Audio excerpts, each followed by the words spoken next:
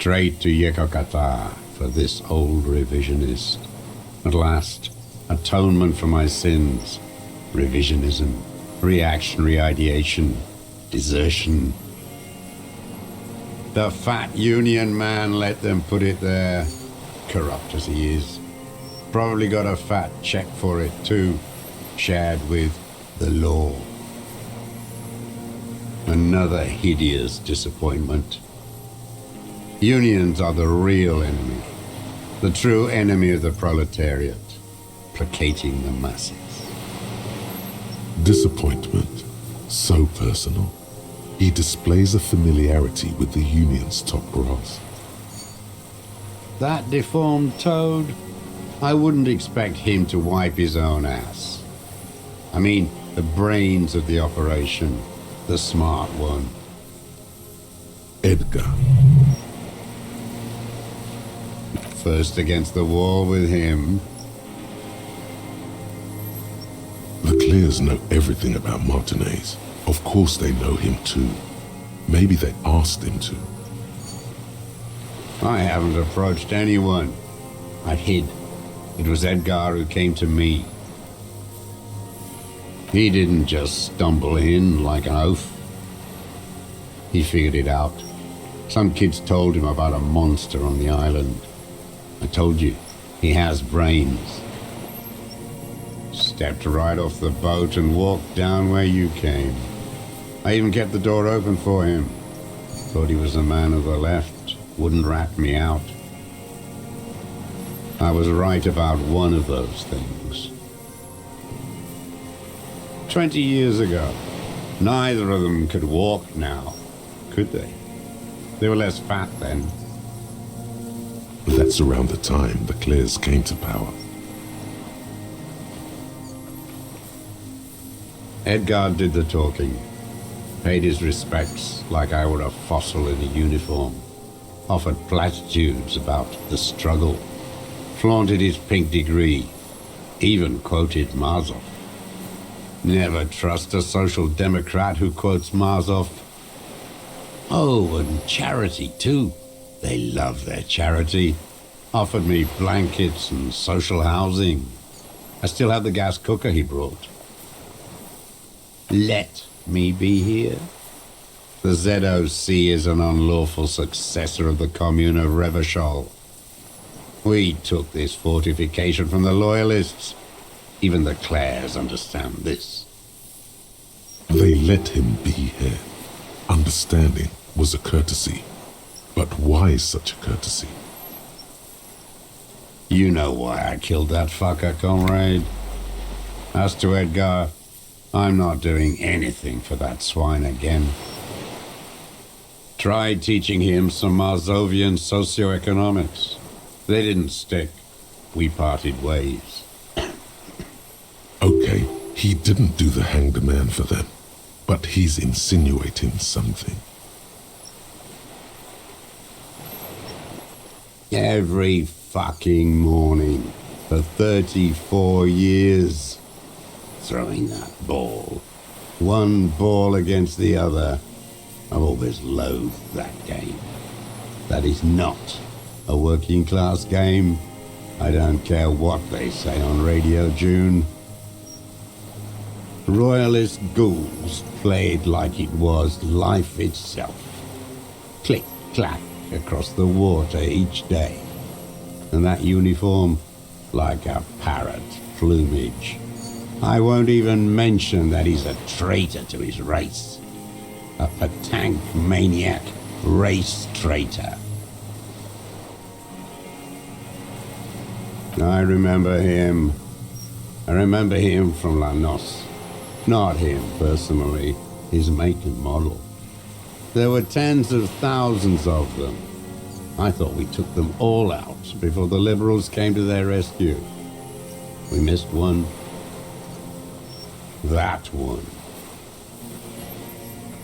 There doesn't seem to be a single person under the pine today. Not even Gaston. Alone.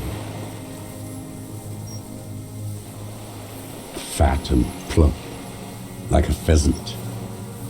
Just begging to be popped off. Please, Mr. Truss, shoot me.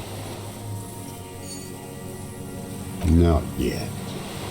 I like to look at him strut around, place the crosshair on his medals, right on his face, and just fiddle the trigger. Think about it. Let the bonbon melt in my mouth. Sometimes Kuno likes to look at the baggie before he does it. Just look at that fat baggie. He is a juicy bonbon, that one. A real treat for the black day, the blackest. When I put that gun in my own mouth, I think, no, don't waste it. Put this lead in that cock, René. For the boys he killed. And then I look at him throw those balls, and I suddenly feel better.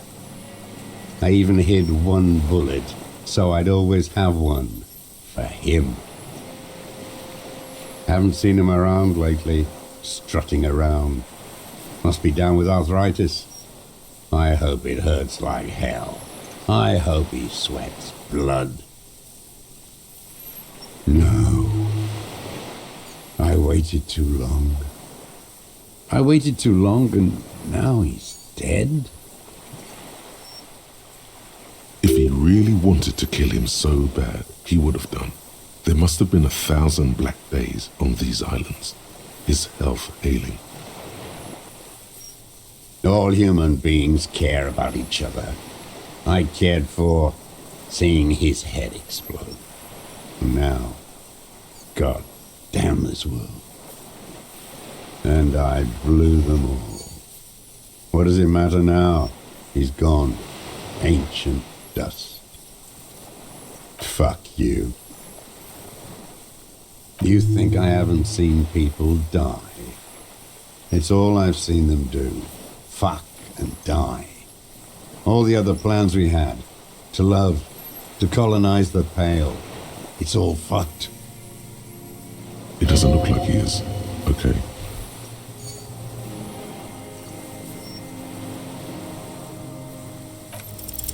Oh no, the connection doesn't come to you on such a pivotal moment.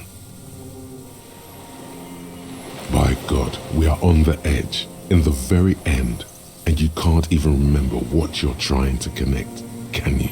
While the murder suspect stares at you with contempt. What? Joe, Kuno doesn't understand what's going on here. Get a hold of it, Detective Dick. Let's move on, okay? You have to straighten your back and get back to it now. You're the last detective of the RCM here. Finish the interrogation. It doesn't matter if you forgot one thing. Glad we talked about what? His lip curls into... Glad we talked about what?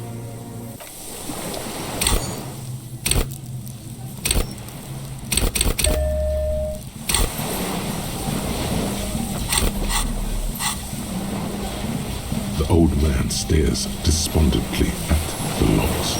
It's like he's forgotten you're there.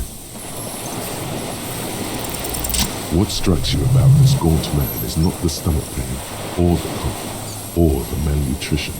It's precisely what you could not see before. For a man who spent 44 years in the urban world. Indeed, he speaks fluidly.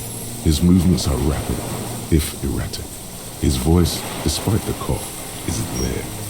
It is capable of expressing complicated ideas. Above all, he seems animated. It's a mystery. This animation comes at a cost too. Erratic hand gestures, thought processes cut off like threads, as he just stares at the logs or the reeds. He also suffers mood swings, bubbling to the surface, unconstrained by his nervous system. You've seen demented people before. This feels similar, yet different. When his thoughts move, they are lucid, keen even, not senile. No, I'm not okay. I shit blood, and I'm surrounded by insane people. There it is again, erratic hand motions, bouts of rage, and the stomach thing too, of course.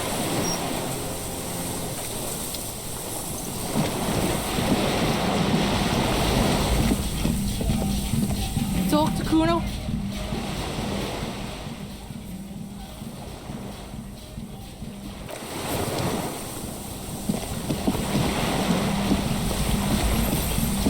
The old man stares despondently at the logs.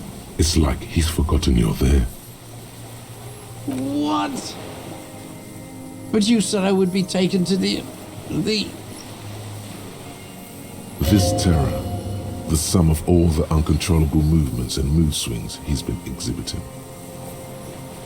The wind picks up. The silence on the water is broken all around you. Little shivers of waves appear.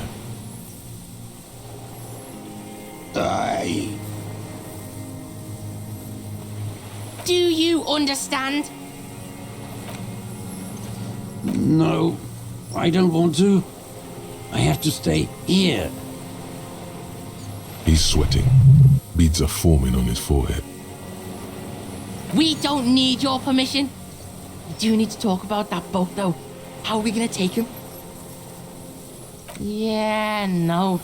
Only two are gonna fit in that bucket. I guess you could take him back, but... Wait, but then who watches over him while you're coming back? Fuck! It's the three piggies in a boat problem. What is this farce? Lillian, you could ask her.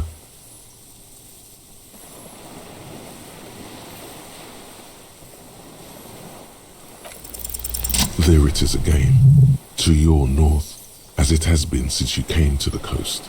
The reeds whisper, stalks rubbing against each other, but then, in the middle of it, something completely different. It sounds like a bow, very slowly being drawn against the strings of a violin, a very small violin, made of reeds and rushes. Maybe there is room for three on the boat? What? What a farce. What are you talking about? Is this really us? Your skin crawls.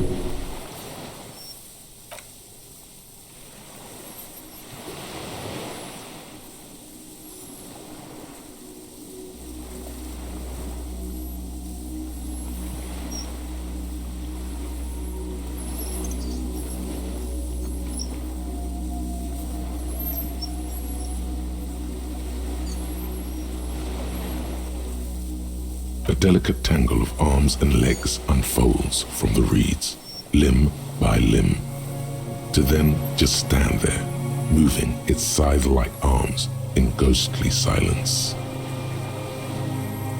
What are you talking about? There's nothing there. The stick insect is over 3 meters tall. It looks straight at you, with its tiny pinprick eyes and its grotesquely small head. You feel your legs shaking under you and your gun hand move to your holster to grab the gun.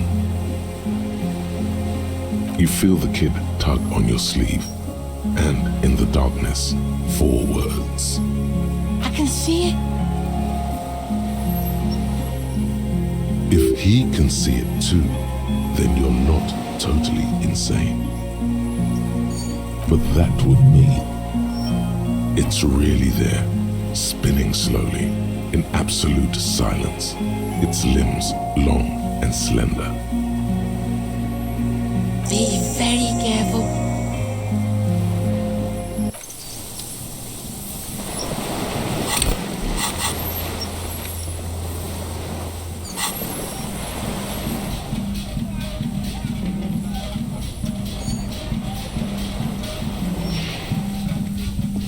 The creature stands on long stilt-like legs, antennae hanging from its head like a woman's hair, white and curled at the tips. It is no more than 5 steps away from you. Reed-like tufts stick out of its joints. As the insect moves its forearms, it produces a faint hiss, like a reel-to-reel machine spinning after the tape breaks. The hiss is different from the strings you heard before. It says something else in a lower pitch. Ch ch ch s ch ch ch s. The Insulindian phasmid? Oh my god, Kim had the camera. Everybody does. It's the fucking Insulindian phasmid. Yeah. I don't have a camera. That sucks about Kuno. Kuno can't believe how bad he is without a camera. In this situation, the binoclard would be superior in every way. He not as much as glances at the gigantic insect to his right, nor does it look at him. Its antennae take their measure of the air, slowly, searching for something. You. The creature tilts its tiny head to the side and appears to look at you. It is incredibly light, like the slightest gust of wind should blow it away. But it doesn't. There is a sadness in there. Or is it in you? From the dream. It's still with you. The pitiful, hey, you told her. Even now.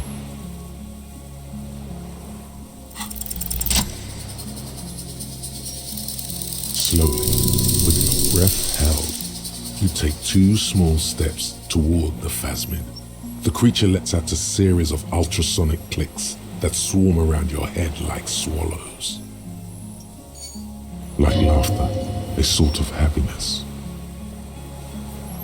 The tracheal system on the creature's abdomen expands in front of you to take in and expel air. It's smelling you. Hissing and clicking, it extends its mandible-like antennae to greet you. You're right below it now, looking up at the colossal chitin of its white limbs. The head of the creature is crowned by reeds, and its eyes are like small droplets of water. This is so sick. It likes you. The insect's head is crowned with reed-like scales, the shape of seed heads. They rustle as the air moves. The ventricles at its abdomen continue expanding, like lunglets. Breathing you in, your sour, greasy semiochemicals on the breeze. No reply. A total ancient silence comes from its mouth, along with what appears to be some kind of foam. The stridulations of its limbs continue all around you. You were right. Little bubbles form on the mouth parts of the creature, on its segmented lower lip. It looks to be foaming, slowly. The foam is white, then yellowish. The faintest smell, like you've never felt before, like burnt roses. Whoa! Maybe it's poison? Fucking hell! The foam slowly turns a darker shade, like burnt caramel, as the insect moves its mouth parts, masticating. The little bubbles begin to burst, one by one, letting out that same smell, like summer burning. The insect stops its stridulation, seeming to observe you. Below its crown of reeds, little pinprick eyes detect motion, glittering. The world stands still around you. Suddenly, there is silence. As you do, the invertebrate comes to life, its limbs moving independent of each other, as if each has a mind of its own. They are white, like stalks of porcelain, knitting above you, praying to you.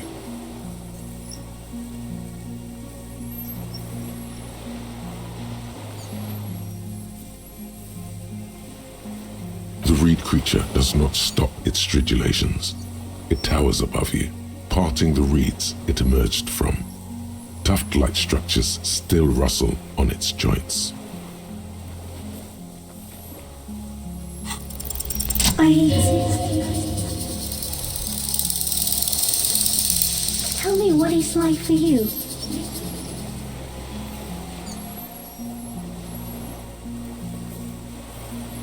Fire? Where? I am oblivious to the city. It is only on my margins. A ball has sometimes been, a toy, or the cylinder of a discarded trash bin. Now, I will tell you what it's like for me.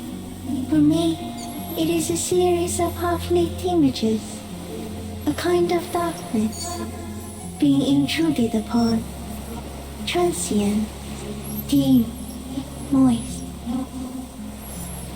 Shapes of plants and animals, and internal sensations. A swarm of sounds, tiny vibrations on the inside of my forearms.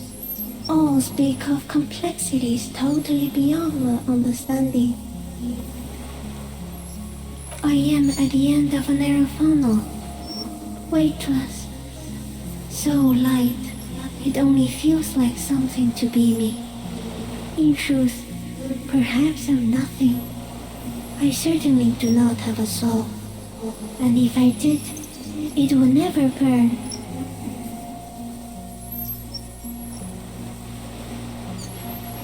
Are you sure? Sometimes, when molting, I regrow a lost limb. One time something went wrong, and a small leg replaced a missing antenna.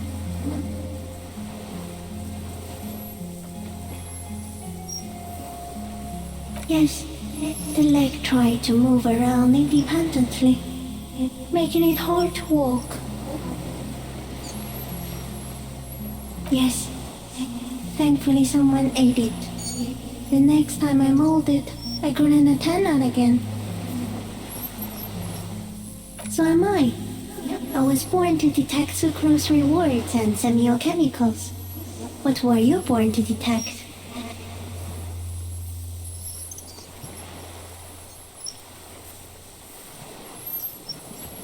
Yes, no one detected me for such a long time.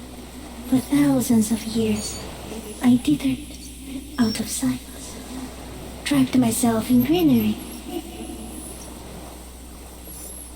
No one believed I exist, almost no one, until you came, detective, dripping of blood that smells like strawberries, across the calm sea, the first in 1,000 years. No, you are awake. I am real. Light is forming me. This is real. Not even the birds know that. Not even the water lily.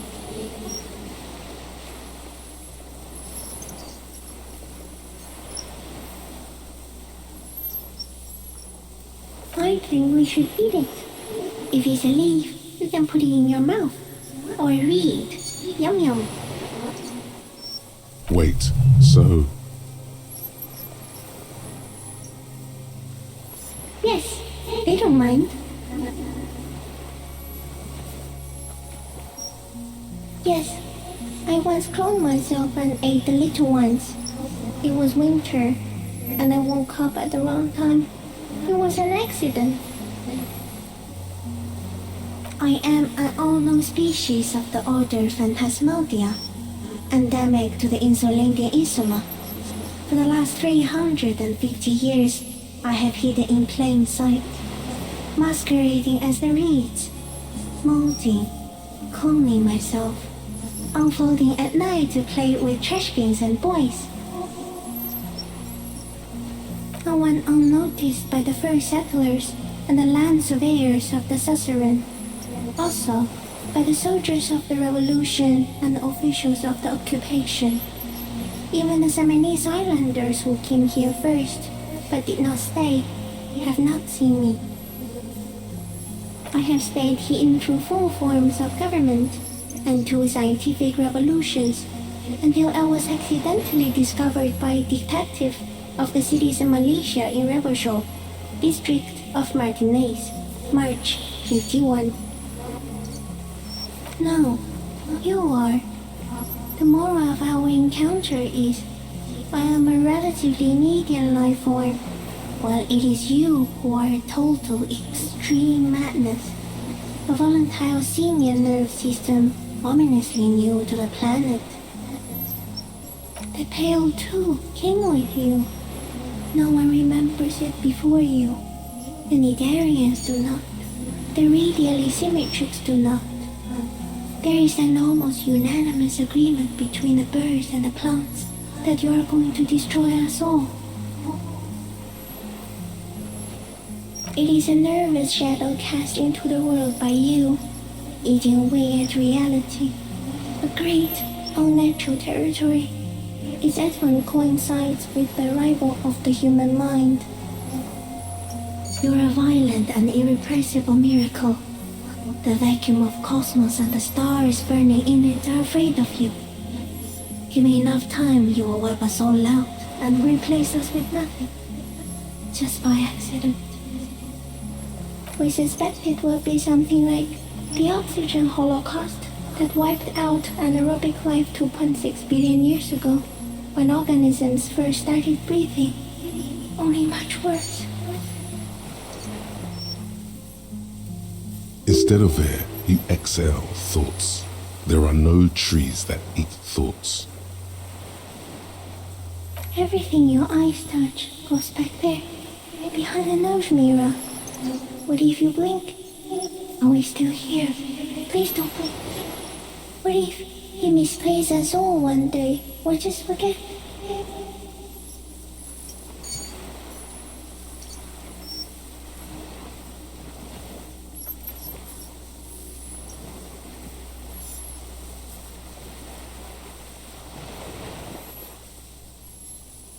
No, you're only thinking it now. This is a revelation. Simian Butcher. Soon, one of you will close your eyes and open them to see that none of this ever existed. Doesn't look like you're spazzing out. Kuno knows all about seizures.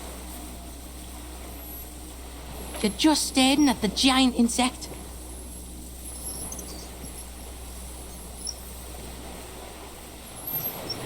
Yeah, real normal.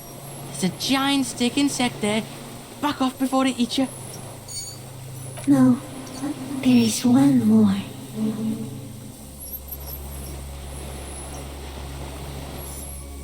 Thank you. I also have one more thing to say to you. That woman, turn from the ruin. Turn and go forward. Do it for the working class. You cannot lie to me. Behind you, it smells of fires. So awfully far you were prepared to go in her presence. And it. She was middle class. It doesn't take a 3-meter stick insect to tell you that. As you're turning away, the phasmid mirrors your movements, stepping on the water, the long limbs carrying its feather weight without breaking its surface.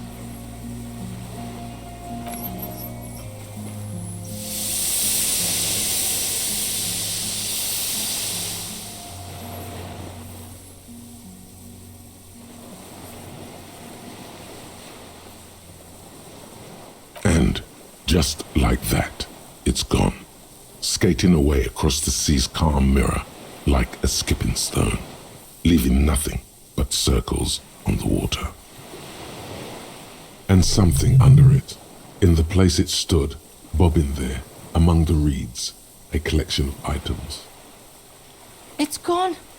Between those reeds there. Fucking Helican. The fuck? Is that ceramic? And more stuff? Like a nest in the reeds. We should peep it. Fucking hell. What now?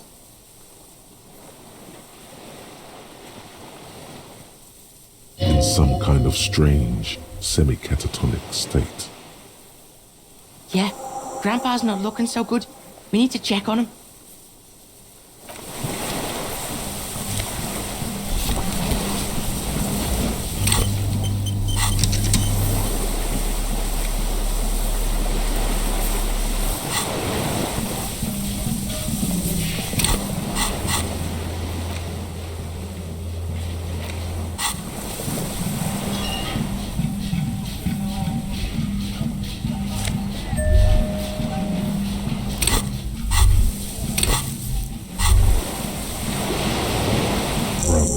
You've managed to collect all the armor pieces. Too bad it's too late for the big showdown.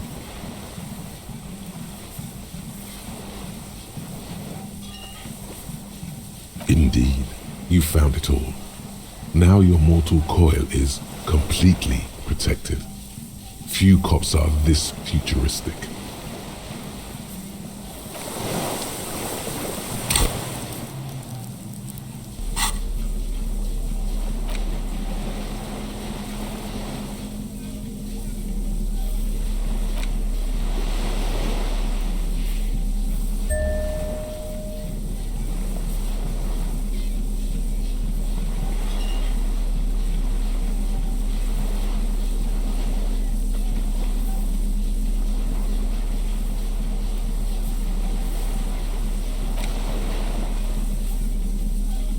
This passport, issued by the Sovereign Republic of Oranje, is issued to a black-haired woman called Katarzyna Alazie. Clausia's hidden documents from the empty boy. She said the false passport would be for Anouk Maya Smith. It's Clausia, with short black hair and glasses. She looks boyish, younger somehow. Fuck if I know. Maybe it's collecting shit. Like an octopus can get, like, curious. Okay, so what? Loop Kuno in on this? Katarzyna Alazia was supposed to be her real name. Where Clausia comes from, remember? God damn it. Cool. Got lied to. Double lied to. I get it. You cops need the Kuno on stuff like this. No one lies to the Kuno. Kuno's gonna say, it's not any of the things you think it is. Kuno'd have to get deep into this shit. But whatever it is, you got played here, that's for sure. The girl on the passport looks at you with no answer. She is not Katarzyna Alazia, or Anouk Maya Smith, or Clausia. That much is sure.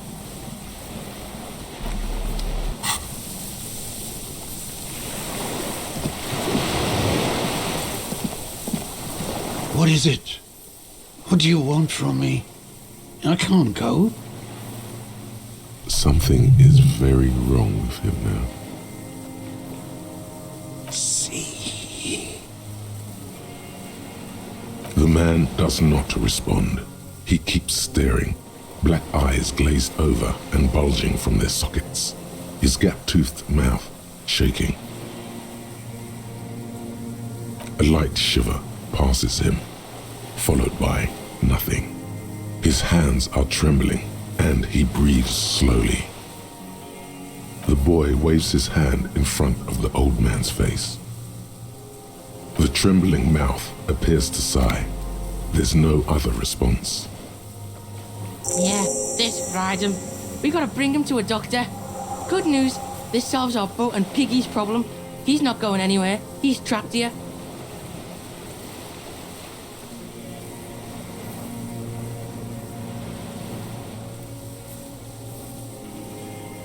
He's old and fried. Kuno's seen this, like, after a massive bender. Kuno's dad. Yeah, and then there's that shit. Gramps couldn't take it. It was too much. Quite a few things about that health check you did on him make sense now. How? Like, it's pretty fucking huge. How?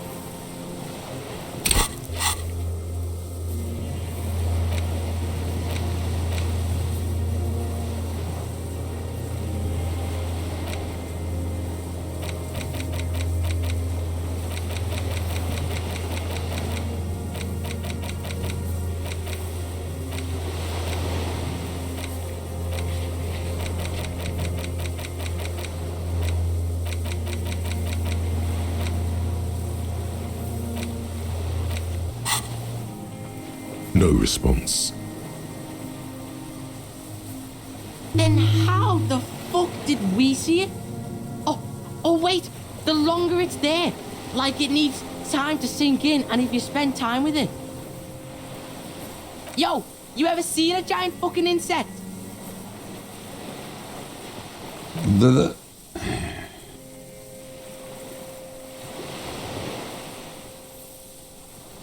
Yeah, Kuno knows hobos, and Kuno has never seen a hobo sharp like this after so many years of hoboing. Yeah, because look at him now. Not so sharp, is he? And it's gone. Left. Perhaps it's like kept him going, like the drink and the lightning keep my old man. Yeah, you see that too? Got a little jumpy there, didn't you? I know that vibe. I'm off me lightning too. He stares into the reeds. Your words don't stir anything in him. Perhaps you should. Nothing. Just dull staring.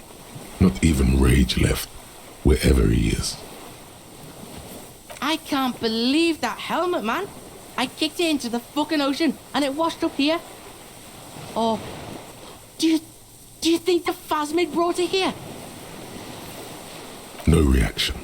His breathing is slow, and he appears very old all of a sudden, around 80.